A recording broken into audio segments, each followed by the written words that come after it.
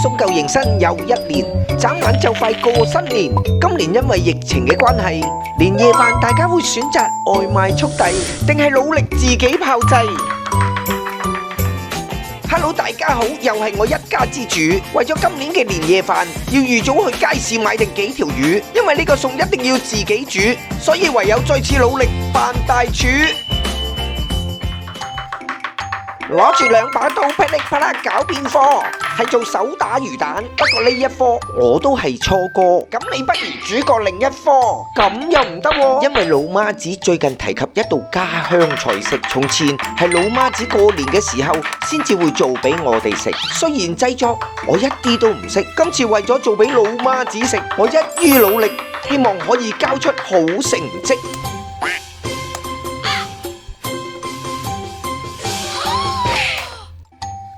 呢個手打魚蛋係我哋家鄉汕尾嘅過年菜式，而且亦係我哋嘅童年回憶。唔好以為佢係魚蛋就唔能夠成為出色嘅菜式。從前過年嘅時候，一攞出呢個菜式，大家就爭住食。所以今次就同大家分享點樣煮好呢個菜式。首先睇下以下呢個表，就知道需要啲乜嘢材料。見到呢兩片魚肉，唔識劏魚都唔使驚，只要你肯同老闆講一聲，佢馬上幫你搞掂。返到屋企用鹽水洗一下，咁就唔會腥。洗嘅時候最好先加啲冰，等佢保持冷靜。落返少少鹽就會洗得更加潔淨，跟住就只要淡淡定定，小心翼翼，唔好流力，因為每丁點肉都好有價值，所以要先用刀背將啲魚肉輕輕烤鬆，運起上乘嘅內功，再用匙羹將魚肉慢慢刮起，就算係魚骨同魚尾都要刮得清清楚楚，唔係就魚蛋做少咗，咁啲功夫就嘥咗。兩條鮫魚2斤4，刮出魚肉15兩6，成績都算不俗。剩翻啲頭尾同啲骨，用嚟煮多一個菜式都仲得。用啲鹽醃起佢，一陣煎香咗就食埋佢。刮好鮫魚肉，跟住只要完成準備材料嘅3部曲，就立即可以到戲肉。第一步，剁魚肉。用兩把刀將佢剁來剁去，要剁得佢夠勻循，就要將佢撥來撥去，大約5分鐘就可以加少少凍鹽水，然後繼續剁佢5分鐘，啲魚肉自然就會剁得好成功。啲魚肉要保持新鮮，剁好之後暫時放喺雪櫃先。第二步，剁豬肉。剁豬肉比剁魚肉就更輕鬆，魚肉要保持低溫，所以要加凍鹽水。豬肉只要起勢剁佢5分鐘，覺得有啲攰，就諗起屋企個衰公，你就會繼續努力剁佢，而且手唔會鬆，咁就完成任務，可以進入下一步。第3步，切冬菜。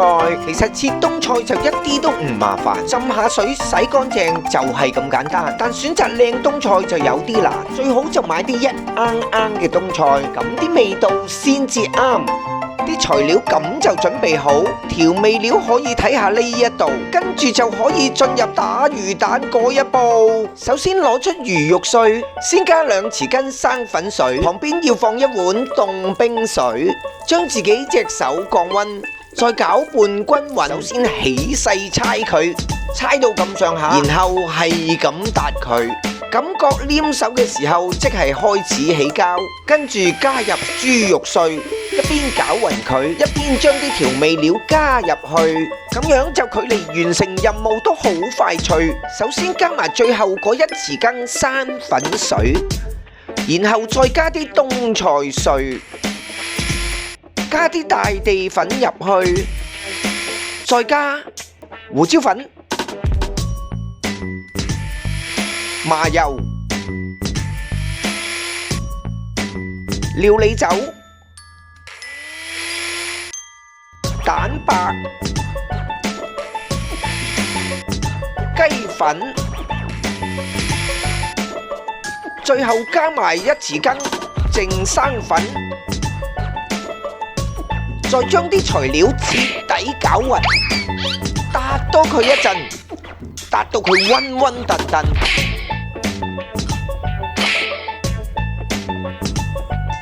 攤平啲魚肉，放入雪櫃冷靜一陣，大約30分鐘。一陣煎魚肉嘅時候就比較輕鬆。終於嚟到展示我嘅上乘武功，精神要集中，隻手唔好鬆，攞起魚肉嘅份量要適中，咁煎出嚟啲魚蛋先至會成功。用匙羹刮起，放喺抹咗油嘅碟當中，輕輕用力擠下擠下，刮下刮下，一陣就搞掂2碟魚蛋，大大粒，一共30幾粒，我都做得到。大家一定做得更好，不過唔好開心得太早。蒸完之後睇下味道好唔好。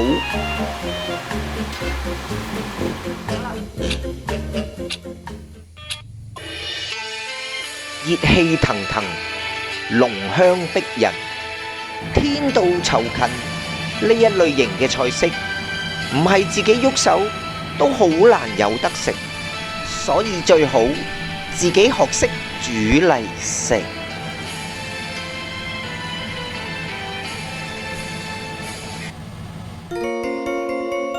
細個嘅時候，因為家境清貧，無法食到一餐似樣嘅晚餐。每年一度嘅年夜飯，就係1年內最豐盛嘅一餐。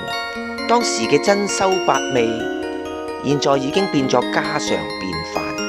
唯有呢一道菜式，不管你到處尋覓，亦難找到佢嘅蹤跡。